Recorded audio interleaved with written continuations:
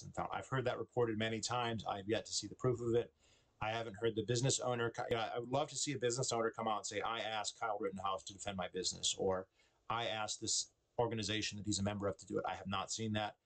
I imagine if they did say that, they would be targeted and their business would definitely be burned the next day. I also have heard rumors that Antifa is trying to find Rittenhouse's what cell he's in because they want to kill him. And I've also heard, and I heard this on Ryan Dawson's show, and he was speculating, so he doesn't know, that they were all Antifa. Everybody he killed was Antifa.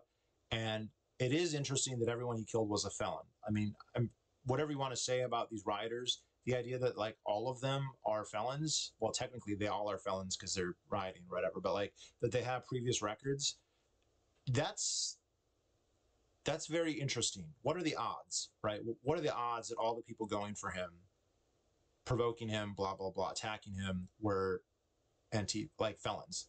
So I do wonder about that, but we don't know. That's just speculation. Rosenbaum was burning a trash. One of the militia put it out, and he got one of the militia's face because put out the fire. Yes, I've seen that video, and it's possible that it's Rittenhouse putting out the fire. It's hard to see the person putting out the fire. It's not clear. It could be him. There is a video of Rittenhouse with a fire extinguisher just before that, though. So it's possible that it was him. We don't know.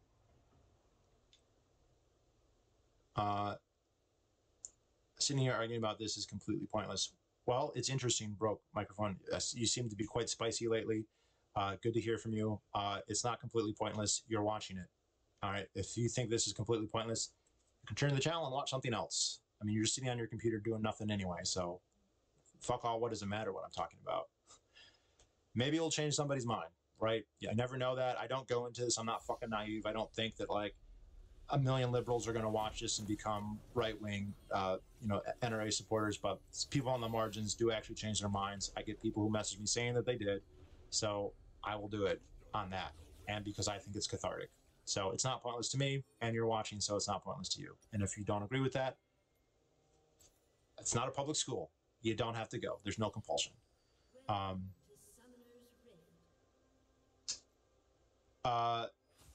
The second and third guy might have thought they were stopping a mass shooting. That part is less clear. Yeah, that's an interesting point. If the whole second shooting, it's more clear in terms of what happened, but it's more dependent on that first shooting because they happened about a minute and a half apart. That mob is chasing him because of the first shooting. If the first shooting is not justified, if it was not justified, they're trying to stop a criminal, right? They're trying to stop a mass shooting, and they're heroes. And you see this on the left. Hey, he's a hero trying to stop a mass shooting. And maybe that's what they were thinking. Based on what we know about them, I don't think that's likely. And based on the first shooting, that's the only thing that really matters legally and morally, I'll argue, is I think that's self-defense. He's getting attacked. He has a reasonable suspicion to be, he's reasonable to think that his life is in danger because the guy's going for his gun. He's hearing shots fired also, not by him, but by other apparent protesters, by a guy who's been very aggressive all night. And so that's a justified homicide. If people see that and go, oh, that's an unjustifiable homicide, let's get that guy, then that's a tragedy. But that's not Rittenhouse's fault either. That's the fault of Rosenbaum. I think all of that would then become Rosenbaum is guilty of a lot more crimes, but he's dead. So,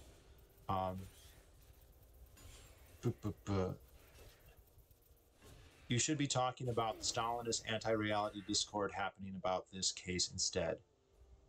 Well, that's kind of the point, like the red herrings and all that. I mean, there's so many. I mean, I agree that's an interesting part of it, and I'm definitely talking about it. I don't know, like, look, I'm getting into Marxism. Don't worry about all the books, critical race theory, all that stuff. I'll get to all that. Super important. I agree. I'm going to talk about communism. You know, I hate communism. I hate communists. You know, it really strains credulity on the tolerance of society. Hopper was not wrong when he was like, look, what do you do when somebody is like, we need to, establish communism. That's the worst thing you can possibly do. And what do you do about those people? I don't think that we should turn to fascism to stop them, but that doesn't mean we should do nothing either.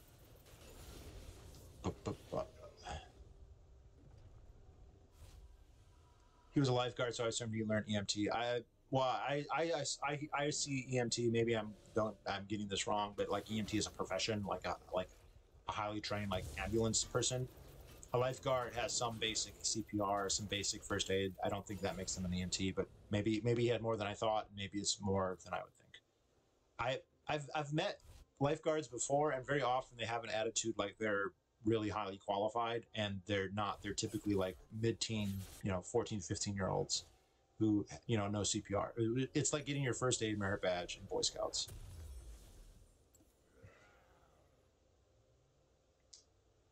Hey, fascist, I'm going to take your guns and kill you. Oh my God, why aren't you letting me assault you and gun me down? Ouch, stop oppressing me. Yeah, there's something super mendacious about left-wing people. It's just super, super mendacious, where they come on super aggressive, super belligerent, super insulting, right? They'll yell, scream, they'll burn, blah, blah, blah. And then you do any reaction at all, and suddenly they're the victim. And like, oh, and it's like, bitch, you were trying to burn. Like, play stupid games, win stupid prizes. So that's where my attitude falls. I'm like, dude, what did you expect? If you want to protest the police, I get it, man. I've always wanted to get rid of the police. But that doesn't mean you go burn down businesses. That doesn't also mean that you pair that with, and this is what the Marxists do in the United States. They pair like an issue that's like a plausible issue, or that sits in a place that many people find it receptive. Oh, racism exists. Yeah, it does. Racism can be bad. Yeah, it can be. Okay, now we need a communist utopia. No. That's, these are separable issues, and you're putting them in a basket for strategic reasons, and I'm not going to let you do that.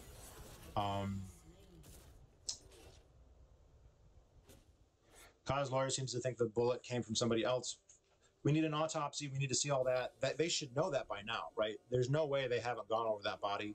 And if he's got something other than, the 223, if he's got 9mm or something in his back, or even if they're the same bullet, but from the angle, right, they should be able to tell. We haven't heard anything on that, and I would be surprised. I mean, I'm actually kind of curious. That's like, where is that? Is the coroner under pressure not to say? Because if he's got other bullets in him, this suddenly became... I mean, Rittenhouse's defense then could be, my bullets didn't kill him. That guy's bullets killed him. He's going to do the self-defense though, and I think he's got good evidence for that.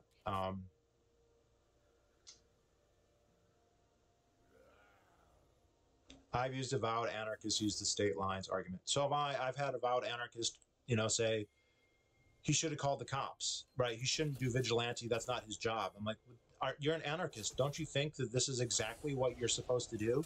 You defend yourself. You organize with other people to defend yourself. That's what you do. You don't call the cops. The cops make it worse.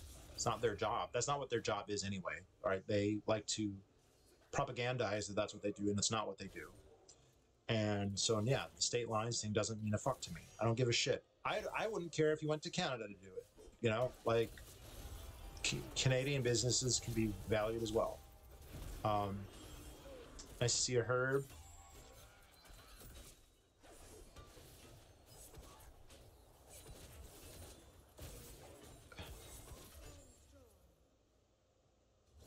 Bad, corrupt cops are no more of a... Yeah, broke microphone. You know that the critique of the police goes way farther than bad cops. There's all these incentive problems. How they're organized, is who they take their orders from. All those are real things that even if you had good cops, and you do have some, I'm sure, doesn't really matter. So again, I mean, not that there aren't bad cops, and the incentives of being a cop do incentivize people to be bad apples, but that's not the crux of the argument. The crux is that they have a monopoly, they have no incentive to do a good job, they're divorced from the market, they don't work for you, they work for the state, they enforce the state, they do what the politicians say.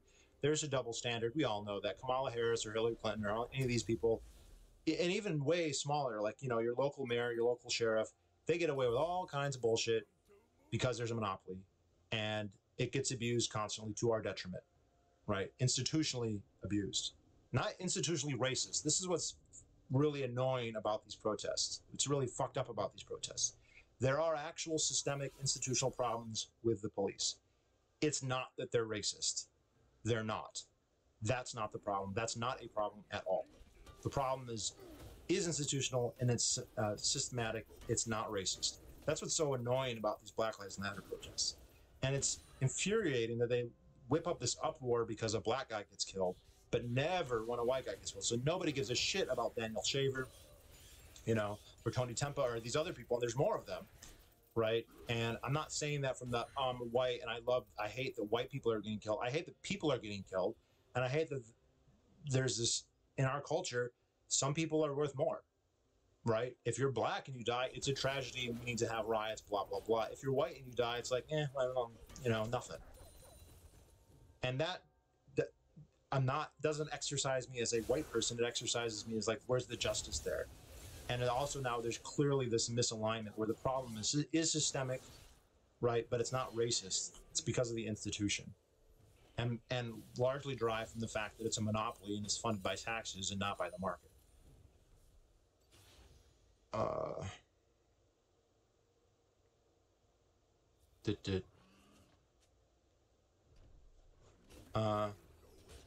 Kyle was a scared kid with a deadly weapon. Well, I would not call him a kid. I'm gonna go with the Team 2.0 definition here. Kid is a term for a prepubescent goat. Let's use that in the Bible. And whatever you want to say about Kyle, he wasn't prepubescent. You can say he's a young adult. You can say he's technically a minor. He's not a kid. I agree he probably was scared. I would be scared. I don't know anyone who would not be scared with a bunch of leftists burning things, yelling at you and taunting you, and then attacking you. Of course he was scared. You're allowed to be scared. Being scared doesn't make you guilty of anything. I'm skeptical that there will be a trial for the killing. The prosecutor has a duty to not bring a charge that they cannot meet. Unless they invalidate the self-defense claim, they should drop the charges. Jared, what do you think the likelihood of that even is? And I would be interested to see. I mean, I'm sure you read the for those who don't know, Jared is in law school. I hope I don't give away too much by saying that. But when I read that statement in that video, I couldn't believe, like, there's exculpatory language for every incident. Kyle gets attacked. He shoots in response. It's like, okay, he gets followed aggressively. They go for his gun. The most important one is the Rosenbaum one. It says he's being chased, that Rosenbaum throws something at him, and that Rosenbaum tries to take his gun. Boom, boom, boom, boom. That's on video too, so like we know all that happened. And we have a good eyewitness with the McGinnis. I forget his first name, but so-and-so McGinnis was the guy who administered. I mean, this guy administered first aid to Rosenbaum, so it's not like he hates Rosenbaum or whatever. He was right there, and he's like, yeah, I haven't heard him say it was self-defense, but his description of what happened is self-defense. So maybe it'll get dropped.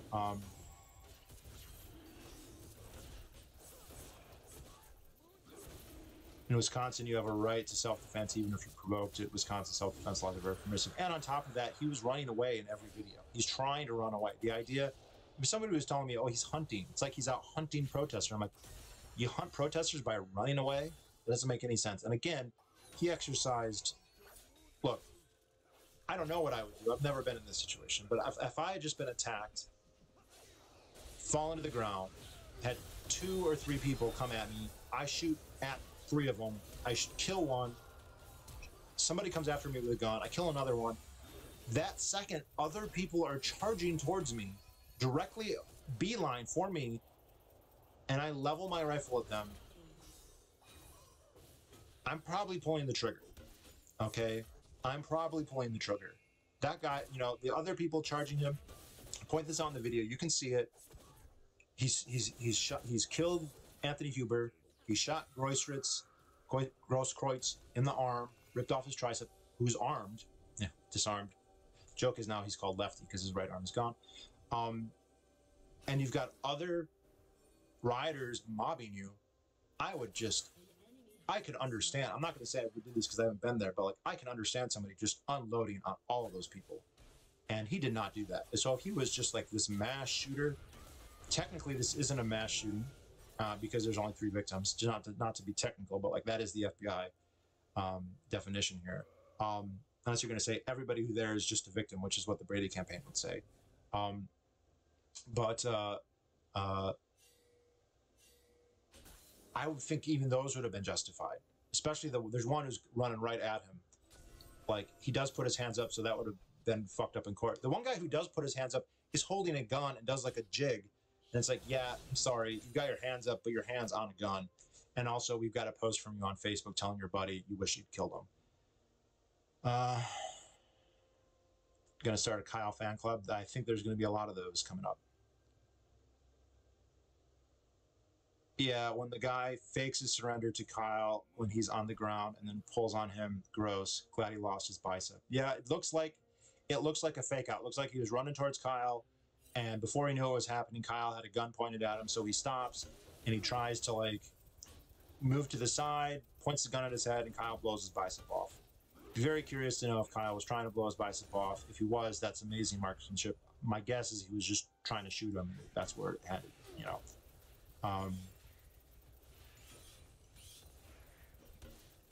Kyle was on the floor. He was on the floor, which means he couldn't have retreated more.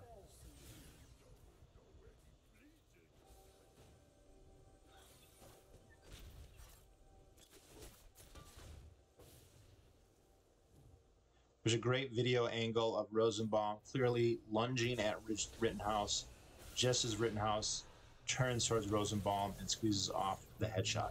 So the two most seen videos, there's one from across the street and there's one from, you know, behind a car. You can't see that very well. They go behind a car.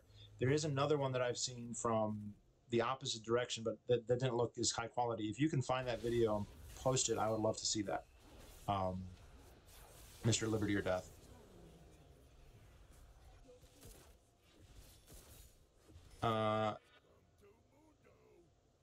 What I mean is this line of argument is just wrong. Well, I think pointing this out helps people. But I'd be, you know, if you, and look, I'm not saying this is the only line of argument either. Look, this is just a couple arguments. I'm not saying this is the totality. I would never say that. If you have others that you'd like to advance, by all means, post them and we'll talk about them.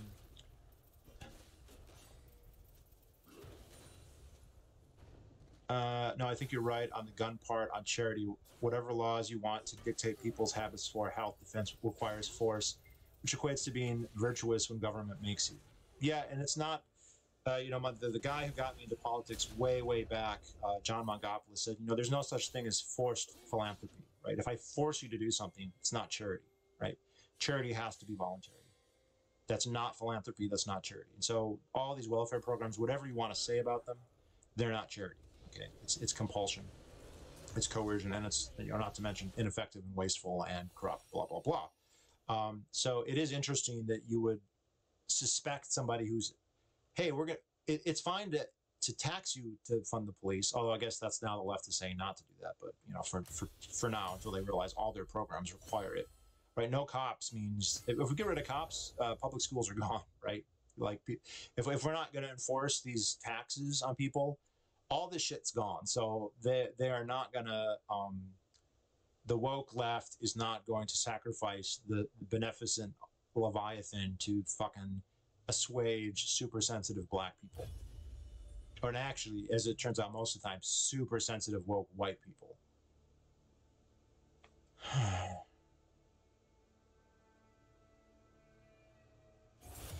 Oh my gosh. What is your response to property is more valuable than life argument? Suspicious that they are willing to start a revolution over property despite them making that argument. Yeah, that's a little interesting that they'll be like,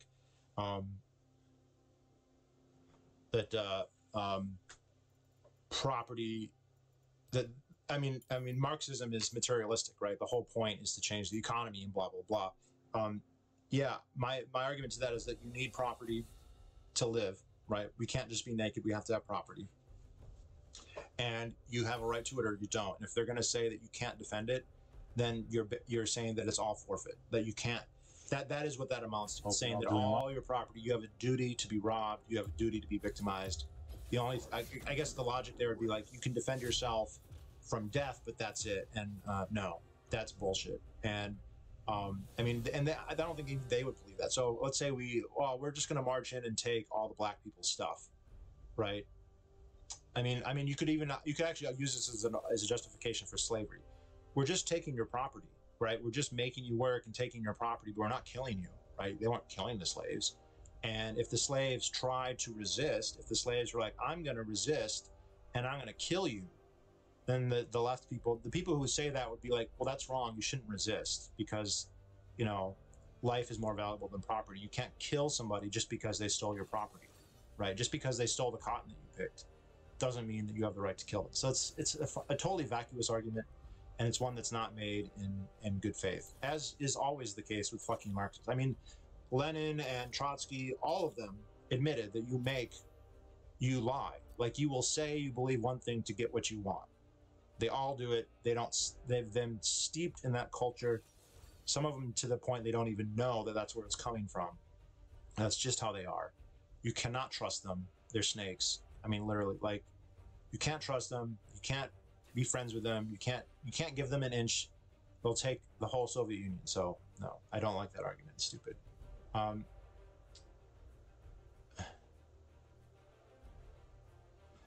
Which state is the most pro-Second Amendment? My Senator Corman, Republican Texas, says unlicensed gun ownerships need to be eliminated. A local Texas rep is failing while making constitutional carry legal here. So definitely not Texas. Vermont had that title for a very long time because Vermont had no gun laws at all at the state level. So Vermont, and it may still, they've started to implement some gun control in Vermont, so it's losing its, and other states are catching up. Wyoming, Montana, Idaho, North Dakota, Indiana, New Hampshire, Maine, Tennessee. Like, we've gotten a big swath of the interior West. And Alaska, another one. I think it was Wyoming was the first state to go to constitutional carry. Again, Vermont always had it. Every other state had restrictions. I think Wyoming was the first at this point 15, 20 years ago. Alaska was soon thereafter. And now we're like 16, 17 states that are in constitutional carry. So really, we're looking at a case where we've got, I think it's 16 or 17 states that are pretty good. Not just constitutional carry isn't the only thing. Full registry is another thing. But Texas is not. Texas is like an average state when it comes to that. Now, some of the intuitions people have in Texas about like using a gun in self-defense are pretty good. Like that guy who went and shot robbers at an adjoining house. I think in a lot of states he would have been in more trouble. If that happened in Massachusetts or Pennsylvania or something, he might have faced a way more trouble than he did. In Texas, he walked. I mean, he went and talked to the cops and they let him go. Prosecutors said they weren't going to charge him, and they never did. Duncan Lemp, yeah. Where was the outrage for that? I mean, some of the libertarians talked about it, so they made a point, but like nobody else cared.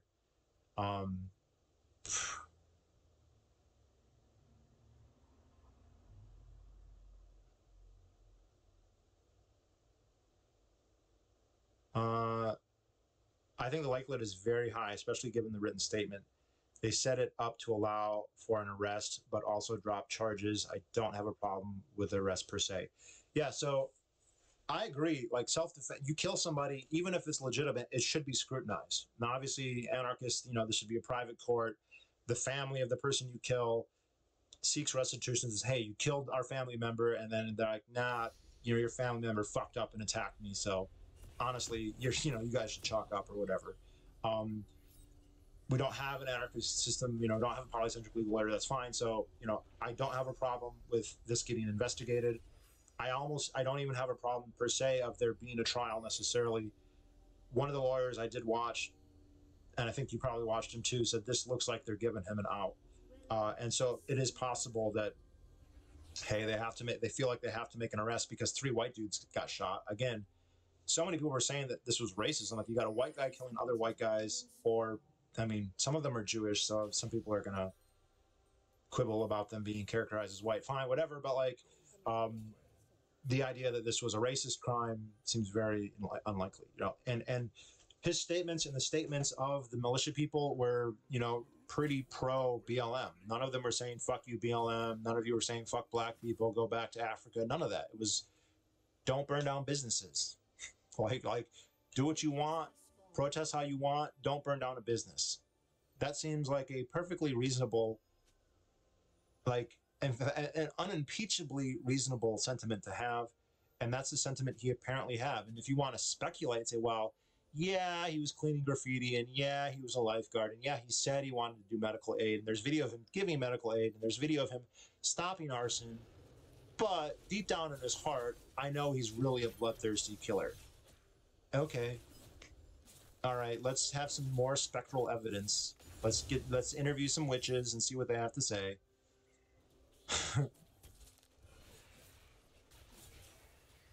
I'm trying to protect the centipath at the Alamo from being vandalized. Yeah, Juan Guevara is turning his grave. I've read that the arrest was politically motivated. I'd love to see where you read that, Jared. That's entirely plausible. There, in fact, the idea that politics wouldn't be involved in this case is ridiculous. Obviously, it's involved.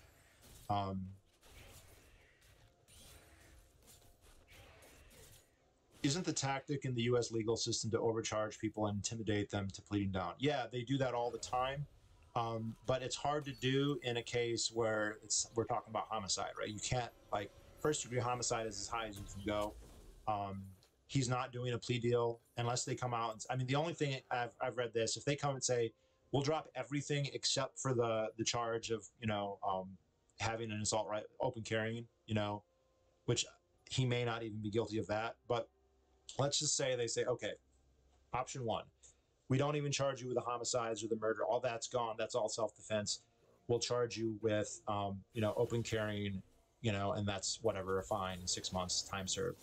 And if you say no, then we will charge you with homicide. I mean, what's he supposed to do then? He could be facing life in prison, or he could walk, in a week or right away. I hope that's what they do. I would love them to just say, you know what, sorry, we got a court date for your speeding ticket, because he had a speeding ticket in Kenosha. That's the other thing people say. He's never been there. He's got a speeding ticket from there. He was in the court system. I don't know if it was from that day or what, but yeah. He actually shows a good deal of restraint. I was impressed. He's running away. He is running away. He's not, bring it, nigger, I'm going to kill you. Not that that would be the thing that he would say, because they were all white. Bring it, kike or Jew or whatever. Like, not that he even knew. He was, that is going to be taken out of context. Oh, I got unfriended by people when I quoted what Rosenbaum. Rosenbaum was taunting, shoot me, nigger, shoot me, nigger. Dude, he's literally asking for it. And people are like, how dare you say that? I'm quoting the guy that you're saying is a martyr, but okay, whatever. I think he showed a lot of restraint. He ran away. He went to the cops. Apparently the cops were like, go home. So he was like, oh, all right, I'll go home. Like, he goes up, hands up. He doesn't shoot anyone. He doesn't absolutely have to. Everybody he shot attacked him. And at least 2 people struck him and did not get shot, although he definitely, the guy with the white pants who drop kicks him, he pulls the trigger on that guy and he misses. So,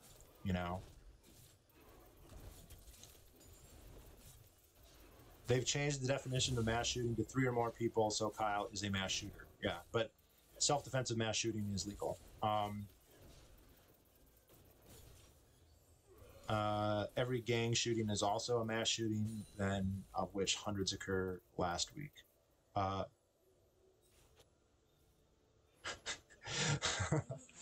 I mean, that's funny. Those who are accusing us of valuing our property more than their lives value our property more than their lives. Well, in the case of Mr. Rosenbaum and Mr. Huber and Mr. Kreuzkreutz, that is correct.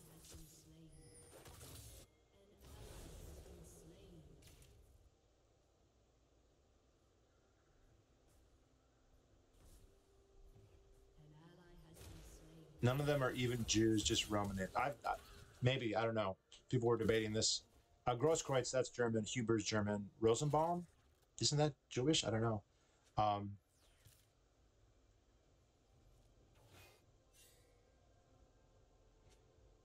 Kid defended himself plain and simple. Tried to control nerves. Yeah, and I just saw that Facebook is taking down everything that's pro-Rittenhouse and saying he's a mass shooter, so you can't support him. Jewish, Ashkenazi DNA is over 90% European, mostly from Italy and Slav countries. Yeah. Well, look at them. I mean, other than their dicks, you can't tell, right? So,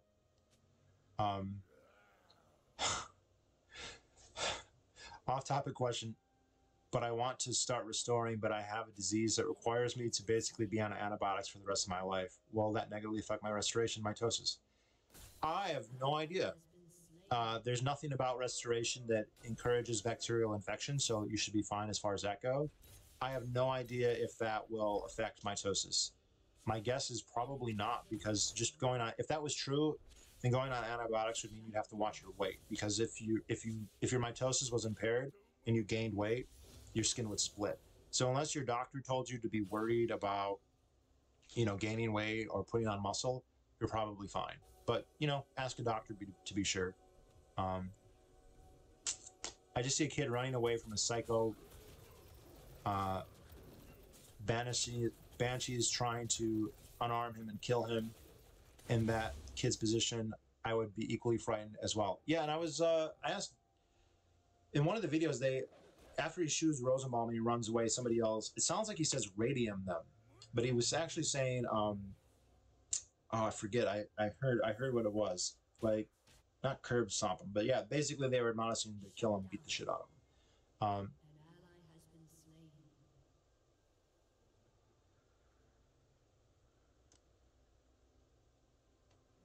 Wait, everyone, unrelated news announcement.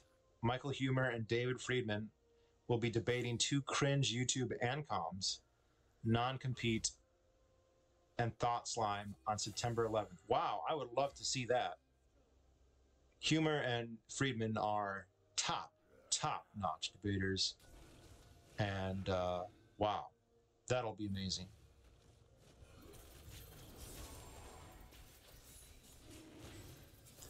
You have a seriously divorced from reality to Andrew, please post a video of that if you've got one. You're seriously divorced from reality if you think you can run at a guy armed with a rifle and, quote, win. Yeah, it's so insane that it approaches suicide. And I understand there might be situations where you should do that, right? Like, you're in a classroom. This happened at a school shooting where they're in a room, they can't escape. They bum rush the guy, and one of the guys, it's like, what do? You don't have an option. They all had an option. They all had an option there, and they chose to attack a guy with a rifle. Now, the second one could be tragically that it could tragically be if they think they're stopping a mass shooter. In which case, I'm really sorry, but you didn't. You stopped the guy who just committed a justifiable self-defensive act, and now you're going to die because you rushed into it. And that's really sad if that's what happened. But I would not be surprised if their motives were less genteel than that. But we'll see.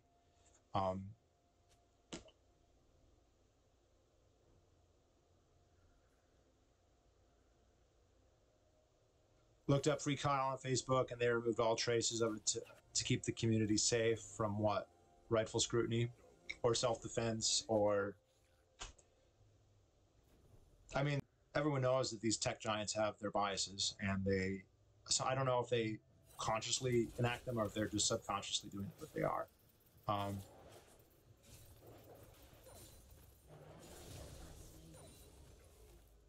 Jews took up German names to blend in. Okay, Lemon, did they do that to blend in, or did they do that because they married Gentiles, or both? And also, if Jews really wanted to blend in, they would stop cutting dick. I mean, at the end of the day, there's no bigger giveaway, so...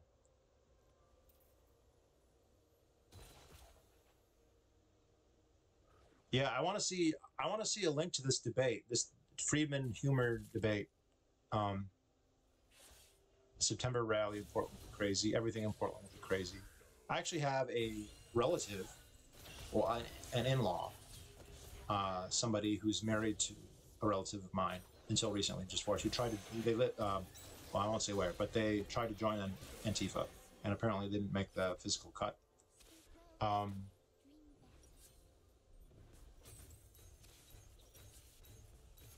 That's great. Thanks for answering. I want to restore so badly, but I'm terrified, afraid of my antibiotics will affect me in some way. Oh, well. I don't think it will. Ask a doctor, but mitosis is just your skin expanding. And so if the antibiotics were going to stop that from happening, I'm sure your doctor would have said, hey, like I have a friend, for instance, not a friend, but I know somebody who got really horribly burned. And because he got so burned, his skin has lost the ability to do mitosis. It's not elastic really anymore. He can't gain weight. He has to stay below, like whatever, 185 pounds. If he goes above that, the skin will actually rip. And, so he has to be very, very careful about that. If your doctor did not advise that and didn't say, hey, your skin is no longer going to work, I think he would have told you. And there's nothing about restoration that is going to risk bacterial infection. So you're probably okay. But ask a doctor to be sure.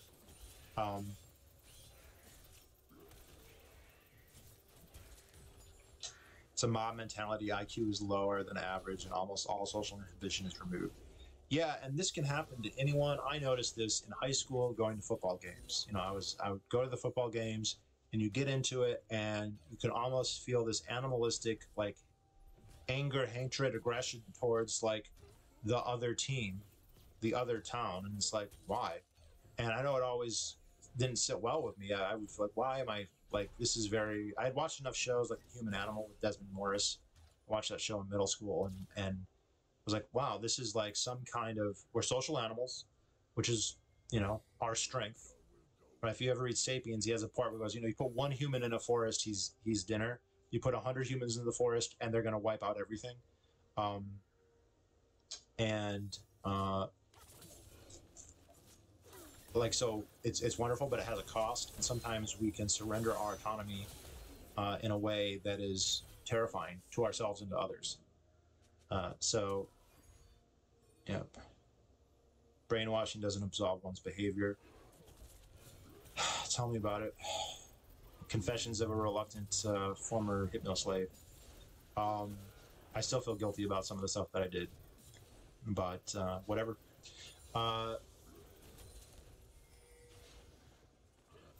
The stopping a mass shooter argument is not valid until the third person is shot. yeah. Like you gotta wait for them to kill 3 people, and then it's a mass shooting, and then you can stop the mass shooter. Otherwise, you're only trying to stop a single homicide or a multiple homicide, and then you're not allowed to stop it. Well, Jeff, that is funny, but I mean, you should be able to stop even one homicide from happening. So, you know, humor ethics is greater than Rothbard ethics. Oh, maybe. But you know, who read who there? Who read who there? Uh,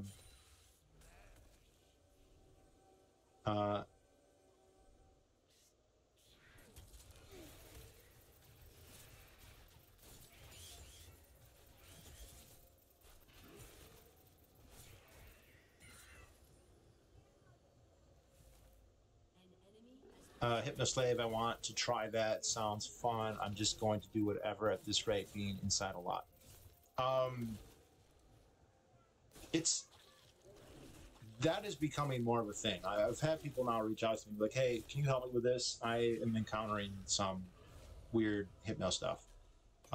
And I know the owner of the biggest gay hypno site, and he said that his site's exploded. It's super popular now. So like, and the other thing about it is it's not that hard to learn. It is not something that requires any money.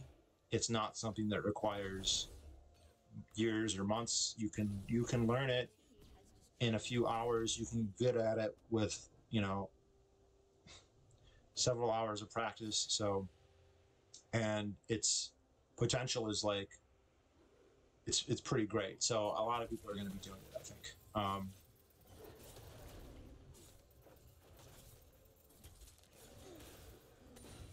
Biggest lie behind all these left-wing movements is believing the government will incapable of solving racism in any form as a pile of laws will solve hate. No, it's very similar to them saying we need to build a great society, right? We're going to build a giant state to end poverty. And we built the giant state, right? And we got the drug war to boot and Vietnam, and a huge military industrial complex that we're still saddled with. We didn't get rid of poverty, right? And the strides that we have made towards alleviating poverty didn't come from the government. So yes, they'll come up with these things that they want the government to fix, which are unfixable, that will build a big government. Then the government will fail, and they'll say, well, the government needs more power.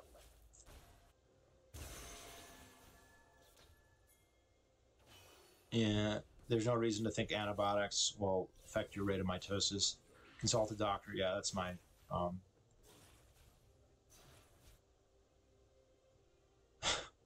bro, I'm not talking to my doctor about restoration. American doctors all support circumcision, and we don't want anything about restoration. You're in general correct, but you know look up Doctors Against Circumcision. That's an organization of doctors who oppose circumcision. So maybe look them up and ask them, or check out some of the forums. But you should be fine.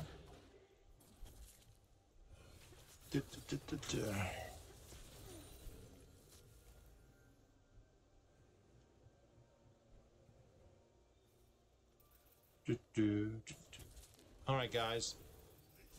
Well, I know that the title is spelled wrong. I'm almost tempted to leave it that way so that like it doesn't get deleted, Facebook style. But look, this is an interesting case for all kinds of reasons. Obviously, there's a lot of hype around it. There are actual questions to be asked about the ethics. I think it's very clearly a case, or it seems very clearly from the evidence we have, a case of self-defense. And I think what we have here is some of these sorry, bless me. Some of these anti-Rittenhouse arguments are so blatantly stupid and weak that I have to wonder if it's just an indication, like the intuition is, I just don't like this guy. I just don't like what happened. So what am I going to say? You know, so if it turned out he was 18, they still would hate him and they would say, well, he crossed state lines. And if it turned out he actually, you know, what if actually a month ago he changed his driver's license to Kenosha? Would they be like, or he changed it to Wisconsin? They would say, well, he went to the next town over. And if he lived in, you know, there's always going to be something. They're just never going to be satisfied because they just hate this guy. You know, there's two things. The left they hate self-defense. They hate gun ownership.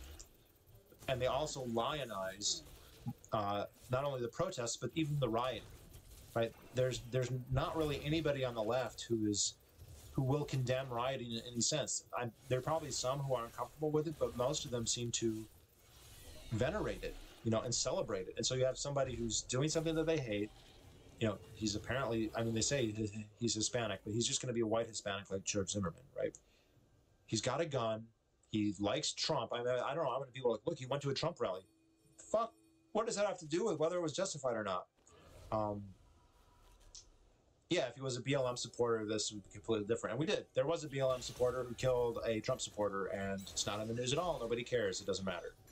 Like, so you've got this guy who is, you know, we talk about intersectionality. He's intersecting in all the things that the left hates the most. But then it is even weird, though, because even some libertarians are even looking at it and going like, well, but look, he's a cop bootlicking pig. He's a pig. People were telling me he's a pig. I'm like, he's not a cop. He wasn't acting like a cop. He wasn't doing things cops do. He was doing the things cops pretend they do, you know, but he was defending a business and he shot in self-defense, which is more than can be said for most police shootings, right? Even when cops do shoot in self-defense, it's often because they're in a situation that they really did instigate, right? And this is probably what's going to happen when I analyze the other shooting. I'll have to look at it, though, is like cops put themselves in a bad situation. You know, they intercede, they get into other people's business, and sometimes that causes trouble, and then they kill someone in self-defense. It's like, what were you doing in their house? What were you doing pulling them over? What were you doing, you know, like, whatever it was they were doing? And the thing is, defending another business, I don't care if he crossed state lines or a town. That doesn't matter. He's defending another business. Apparently on their invitation, right? I have yet to see proof of that, but he was alleging it before. He's alleging it after. I don't think in the videos before that he's like, hey, I might kill a couple people today. I should probably put out an alibi and say I was out here just defending people. I'll also go clean some graffiti and put out some dumpster fires just so it looks good. And then when I kill some people, you really think that's the evil genius we're talking about here? Like, no. I think what Kyle did was noble. The cops refused to defend private property because that was never in their main goal. We need to defend ourselves this week. Yeah, that was the other thing. Is people were like, he's a vigilante. It's not his job. I'm like, well, whose job is it? The cops? The cops weren't doing it. And you can be sympathetic and say, well, the cops weren't doing it because of all this political unrest, and they know that if they do anything at all, they're going to be accused of racism, blah, blah, blah, so they can't do anything. Okay? That's not a completely unjustified reading. But even more than that, even regularly, they don't do this. Cops don't get stationed at your house. They don't defend you. They don't defend your property. You call them after the fact, and if they've got time, they'll get around to it maybe.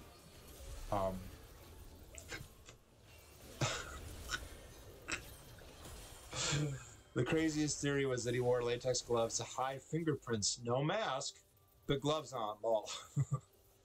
Yeah, talk about like look how incriminating he is. He pretended to, yeah. Rioters just doing their jobs. Yeah.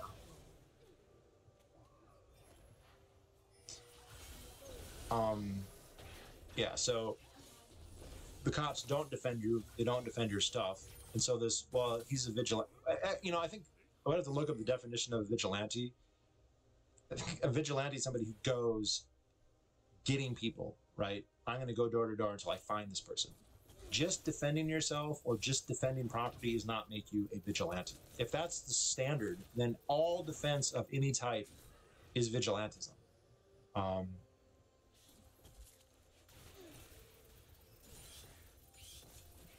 This entire incident is another example of the failure of the state's ability to justify its purpose. Yeah. They fail all the time. People are just inured to it and they interpret it as something else, and they just look at, well, the state needs to be operated differently. The state needs more power. They don't have enough, whatever. Yeah, the cops are right. The cops are not going to defend us. Politicians certainly won't and would rather see us cities burn than do anything. Isn't this where the Second Amendment is also for? Yeah. And I'd also say for the alt-right people out there, you know, these liberal democracies that we have in the West, right? Maybe this is different in Tsarist Russia or Nazi Germany, but like in the West, they are not going to crack down on communists, right? The left, the government is run by leftists, right? I mean, even Trump is a leftist in most senses, but the legislatures, the bureaucracies, the people who live in DC, the people who head up all these agencies, they're leftists. There's a good book. Arthur Herman has a great book on McCarthy, and I don't have it because I listened to it on audiobook. I think it is, just look up the book MacArthur. I think it might be MacArthur Revisited or MacArthur Reexamined, but it's by Arthur Herman. It's a great book, and he talks about how most people on the left, they look at a communist and they go, that's at least half good. You know, they may not be a communist, but they look at a communist and say, that's half good. They've got some good. They don't look at it like, not only is that completely evil, it's fucking stupid, which is what it really is, right? That's the truth. And that is endemic. It's in the Republican Party. It's in the Democratic Party. It's in Congress. It's in your police chief, your prosecutor, your mayor, the cops, right? The cops aren't anarcho-capitalist libertarians, you know? Oh, yeah, we need police and we need schools and we need this and we need that. And like, yeah, helping the poor, blah, blah, blah. They're not going to crack down on communists. They're not doing it. They're just letting them go. They're just letting them go. So, like, if you're a libertarian, what are we... And that's weird, too. I'm a libertarian. I want the police to do this. You shouldn't do it yourself. If not you, then who? You know? And again, I don't think he's obligated. You're not obligated to defend other people. But if you do, that's not wrong. So...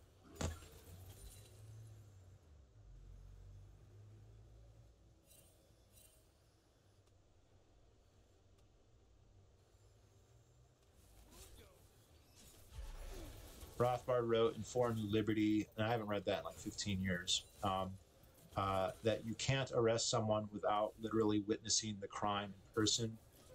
He also, however, believed you could have trials without the defendant present. Yeah, well, you can have trials in absentia. I think that's fine. Communism killed more people than the czars ever could. Absolutely. Also, somebody needs to do a movie about Ivan the Terrible, the original Stalin. Well, Mark Gage, there's actually a very famous Soviet film by Sergei Eisenstein about Ivan the Terrible, and it was one of Stalin's favorite movies. So you can buy that on Amazon. Sergei Eisenstein, Ivan the Terrible. It's supposed to be good. I've not seen it, though. I've seen clips. Sometimes they were able to be more honest about the Tsarist past when they were communist than they could ever be about the communist present. But, all right, guys. Well, you will have to talk to Ivan about that. I have not talked to Ivan in quite some time.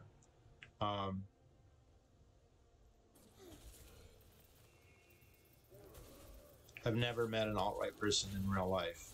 But I've met them on my channel. I think I've met them in real life, too. Well, listen, guys, I've got jiu-jitsu practice coming up. I got to go. But thank you all for watching. And pretty good stream here. Wow. It's 10% more than I normally get. So thanks again.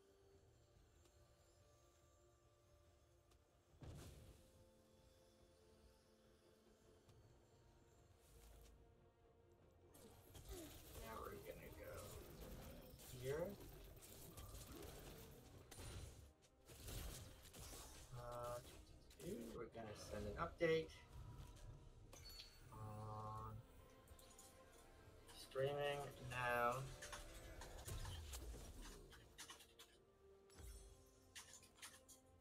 My thoughts on the Kamala Harris book. YouTube.com/official. Done. Okay. Whew. Hey, everybody.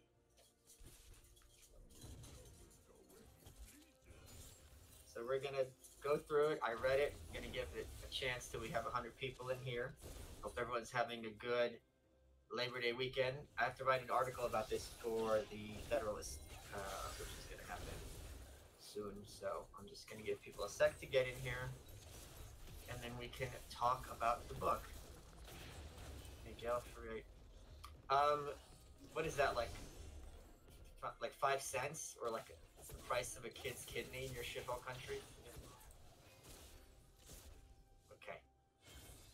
Oh, we got 100 people here. Okay, so let's talk about it. By the way, I really hope you all,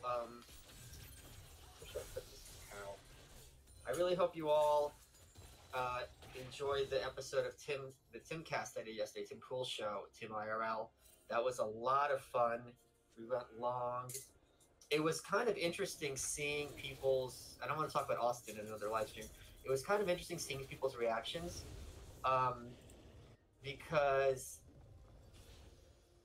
you know, me and Tim hung out for a bit beforehand. We're pals, a lot of mutual respect.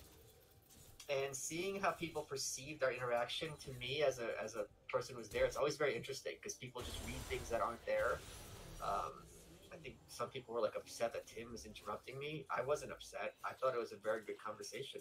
I adore him, and I know the feeling is mutual. You know, so I'll be back on at some point in the near future. I thought we had a really great conversation. I think Tim is someone who is intellectually curious about certain subjects or areas of knowledge that I have some expertise on, and he's very interested in hearing it. And when that happens with the host, I feel like that also extends to the audience, that they are like, oh, let me hear this, what they have to say. So let me tell the backstory of this book.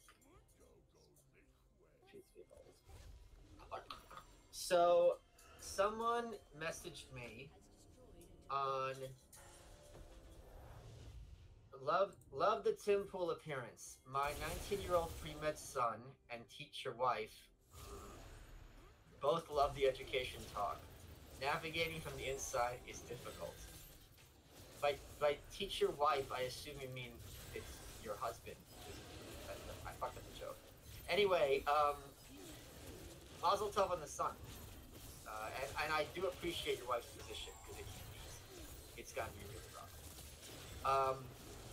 So I was on Twitter, and this is one of the times I got owned. I was on Twitter, and someone asked me, what would it take for you to listen to Kamala Harris's book? She reads it herself. Let me explain something to you, like from some publishing background. All these politicians release these books. They're basically like a press release. They're never written by the person themselves. It's amazing because blue-pilled people perceive every screen as a window. So they know that presidents have speechwriters. They know this. They know this in one part of their mind. But they can't wrap their heads around that when President Obama delivered a speech, he didn't write every word. Now, he certainly went through it. Bright man, edited it, made changes. He didn't write it. He had a lot of editorial input, but he didn't write it. He just tried to write it. They tried to write it in his voice. If I had to speak correctly, they were useful. And so what happens, like, for example, I'm sure all of you forgot, during the 2016 campaign, both Donald Trump and Hillary Clinton released books. I don't mean her second autobiography. He released a book called Crippled America. I'm not joking. Look it up. It has no cognitive content. Every chapter is Social Security, No one in Congress knows what they're doing. It's ridiculous. Everyone's laughing at us. We need someone in Washington who can settle this and take care of our seniors. Next chapter, the environment. No one knows what it's every chapter's like this. And there's no. I read it to be like, what would Trump be like as president? And the only thing that he said that was definitive is, I will not touch Social Security. Everything else is like, I'll fix the problem. What does that entail? Like, literally, what does that entail? So Hillary and Tim Kaine also released a book, which like I'm sure no one read. I'm sure they had nothing to do with writing this book. They're campaigning. They don't have time. It's not an insult to them, but people really think that these politicians write their own books while knowing full well that they have a staff of speechwriters and people to write for them. And as a result, on Twitter, someone says, how much would it cost for you to listen to Kamala Harris's book? And I said $1,000 because I thought, I'm being ridiculous. I'm not going to get $1,000 to read this book. Maybe I'll get like 400, and then I can just pocket it. And someone just jumps in, here's $1,000, slides it across the table. I wouldn't pocket it. It would have to be wasted. That's how spike funding works. And I'm like, what have I done? So I messaged him. I sent him a special present, and I said, is it okay if I read the book instead of listen to it? Because it's a lot easier for me to take notes as I'm reading. And he says, sure, that's fine. So I did read it. And I got to tell you, the fact that there was a ghostwriter from her staff, the book's not bad. Like, I was terrified it would be a complete cringe fest nightmare. Someone in my locals, like malice.locals.com, if you guys want to join, made the comment that their girlfriend was a lefty. Like, they had a book group and they read all of the books by the candidates, and the lefties all thought Kamala Harris's was the worst. So I'm like, oh God, this is going to be hell on earth. And I read the introduction on Tom Wood's show. I'm sure none of you listened to it because he's a very failed podcaster. And the introduction, I was like, what have I done? This is just going to be excruciating cringe fest 2020. And after the introduction, it's fine. It's fine. So, super engaging conversation with Tim. Have some mystery currency from another poop-hole country. Norway, look guys, look it up. The Prime Minister of Norway is Santa Claus's wife, Mrs. Claus. She looks Irma Stromberg, something like that, Norberg. She looks exactly like Santa Claus's wife. So I read the book, and I'm going to go through it, and it's a perfectly fine read. It's not eye-rolling. There's a few moments where you're like, holy shit. Nor is it particularly empty of content. Like, there's some concerns. One is, it's like all these, like the North Korean propaganda, where there's all these stories and someone's life is a mess, and here comes Kamala Harris. And she by the way, on like page 1, she's like, it's pronounced Kamala, like the pronunciation. Kamala. So Kamala Harris is like, steps in and saves the problem. She doesn't do that. There's very little self-glorification in it. She avoids talking a lot about ideas, and when she does, it's not that bad. Like you might disagree with her, but she's not being completely evasive. And she does tell enough of her life story that you can tell what is important to her, or at least what she wants you to think is important about her, but it's there. So the book was perfectly fine and readable. Let me get the quotes that I read from the book, and then we're going to go through them. Oh, shit. Okay, so I took them in my trusty iPod. Second. Oh, that sound, by the way, is, no one commits to a bit like Michael Malice. Okay. I'm just going to the beginning.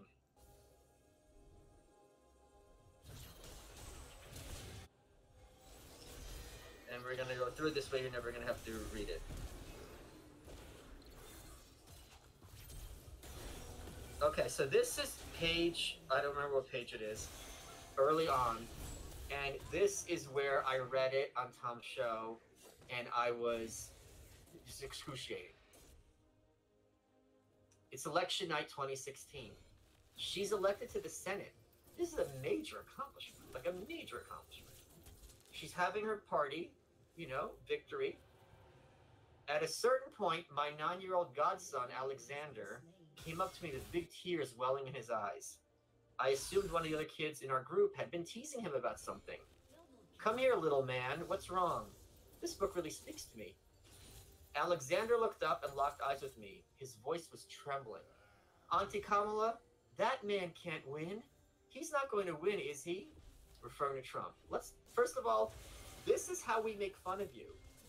This is on Twitter all the time about my 3-month-old fetus punched my wife in the stomach and said, Mom, how can I live in a world where we're not in the Paris Peace Accords or Paris Climate Change Accords? What am I supposed to tell him or her? No, you can't tell me. You're 9. Your auntie is about to be in the Senate and you don't know Trump's name? That man? Really? Really? Alexander's worry broke my heart. I bet you this is the part she actually wrote, the introduction, because the rest of the book is fine. Our prime minister is the most someone's mom out of anyone. She's Santa's wife. She's adorable. And she speaks perfect English, like everyone in Norway, but it's kind of it's cute to see. Alex, and then everyone clapped. Oh, we're gonna get to, well, everyone did clap. This is her victory party. Everyone clapped. That is factual and truthful.